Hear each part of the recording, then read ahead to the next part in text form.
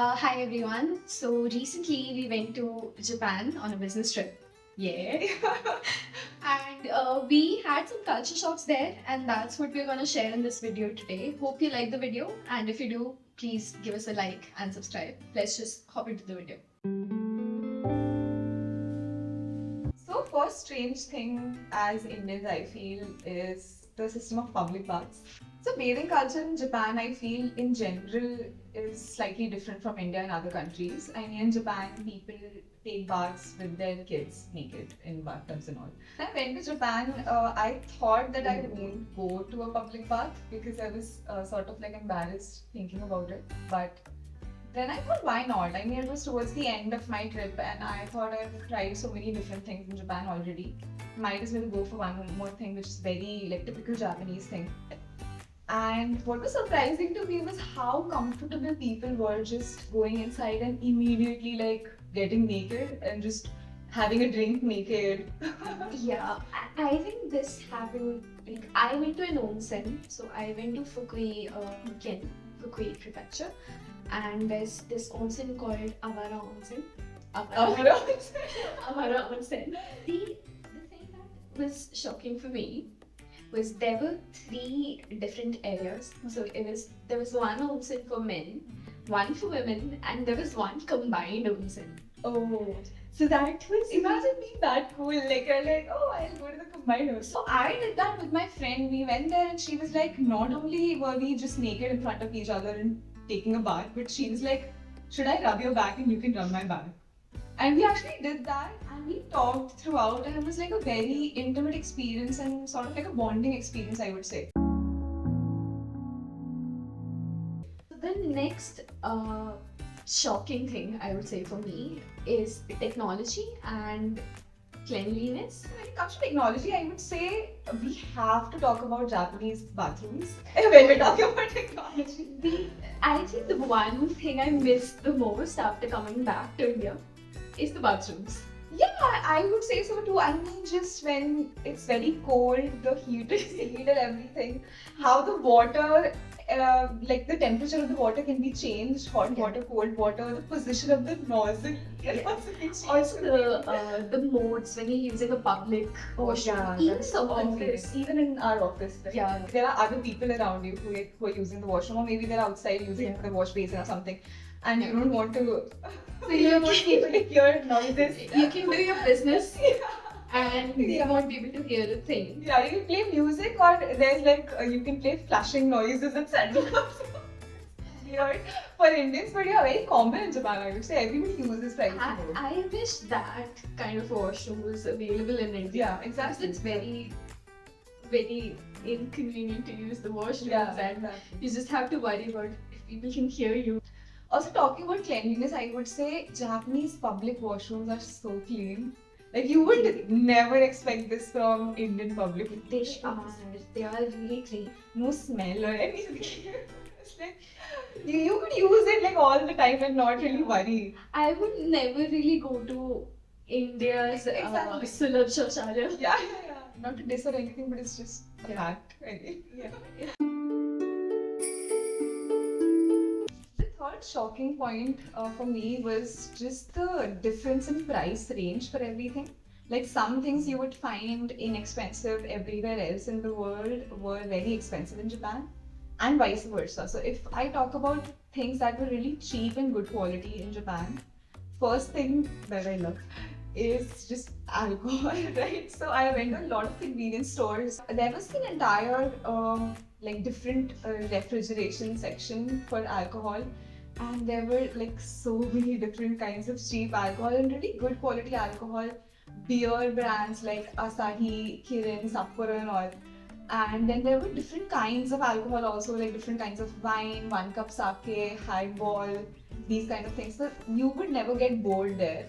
I don't know about alcohol that much because I didn't drink. Yeah. The thing that I liked the most about Japan was how you can find good quality clothing Oh yeah. for really cheap. So there are markets like I was living in Tokyo, so I went to Shimokitazawa, that's a market in Japan, and there are really good quality clothes you can find in thrift stores. Yeah. And I really thrifted a lot of good I would pieces. love to do that again. I mean, we should totally go to Japan again just for thrifting clothes. I would go to Japan for thrifting because the quality is so good. Okay, since we're talking about the clothes, I think the next really shocking thing I found was how everybody looks the same. I don't really mean it in a racist way. It's just people dress the same Dress up way. the same, Yeah. So you will go to stores a lot of time, and all the stores they only have blue, beige, white, black, and some pastel color. And then basic sort of cuts also in clothes. Yeah, and I did not like that. Yeah. It's the homogeneous culture of Japan. Like everybody has the same taste in makeup, food, clothing, almost everything. Accessories. Not to say that there are not people in Japan who are very expressive with their fashion. You can go to Harajuku and you can go. Oh my god, yes. They're the opposite of the homogeneous culture in Japan. They're so expressive. So talking about homogeneity in Japan, I feel like the work ethic is also something that is very homogeneous in Japan. They used to work really long hours, and there is this culture of like going out with your bosses after working really long hours and getting really drunk. Yeah. But this was very common in Japan, and then I would say everywhere the small talk culture is like everybody talks about the same. I went to Disney Sea and I remember these two high school or middle school girls and they were talking about a guy, and for 30 minutes I was listening to their kaiwa, and they were saying kawaii kanai yabai, kawaii kanai yabai. I heard this phrase for like over 500 times. I think it's very true about Japanese language in general. Yeah. Like you can use very limited vocabulary to talk about different things just by using different tones. You can just say so this ne. For example, daijoubu. Daijoubu. Daijoubu. Daijoubu. It's just like different ways of using one word. The fifth thing that I found to be slightly shocking was just the difference in public behavior. So, for example, when you're in a Japanese office space, usually it's really like very quiet and all, but sometimes you hear people sneezing or blowing their noses or coughing really loudly, and it's very common. Like they don't frown upon it at all, whereas in other countries, of course, frowned upon. And also just taking naps in the middle of work. Like you will just after lunch see people napping, like full on napping on their desks. Yeah. And nobody thinks it's like bad or anything. So I used to do a lot of nomiyaruki in Japan, which is like pub crawls and all, checking out the night scene and all. So I often saw people, very well dressed people, salary men and really cute looking girls and all, completely passed out after a Friday night or a Saturday night. I'm talking about that just public drinking in general. Like you can actually just walk around, drink, or sit in parks and drink. Yeah. And it's completely legal to do that in Japan. I don't think that's allowed in India though. It's not allowed. It's not allowed to just take alcohol and drink outside. Talking about that, it's not allowed to eat while you're walking in Japan. Yeah. Which is weird because you can do it everywhere else. You can drink, but you can't eat. You can't eat. So I remember there are designated places for eating, and even on the stations, metro stations, I saw something on Tokyo Metro Station. There's this long hallway where you can kind of sit, you can walk, and you can relax, and you can eat there. I would say one more thing that is unusual for us when we go to Japan is the culture of maid cafes and all. How when you go to these cafes, there are women dressed up as maids, and you are sort of their masters or princesses when you go there, and they will I really wanted to go to cafe. Does that make us perverted? I don't think so. Because I mean in Japan it's very normal to do that, but out in Japan it's like slightly considered to be unusual. One of my friends went to this boxing cafe. So all of these women were professional boxers, I think. Damn. And it was really good. But I do want to go to a host club and a maid cafe. Yeah. And maybe a love hotel as well. I remember this colleague of mine, she was living in an area in Tokyo where there are a lot of love hotels. And since I expressed interest in them, we just went to a couple of love hotels and she showed me how we can book a room. There's a screen, you can just choose That's a room. so convenient. I feel like there should be places like that in India as well. Because otherwise, then you go to Central Park in CP.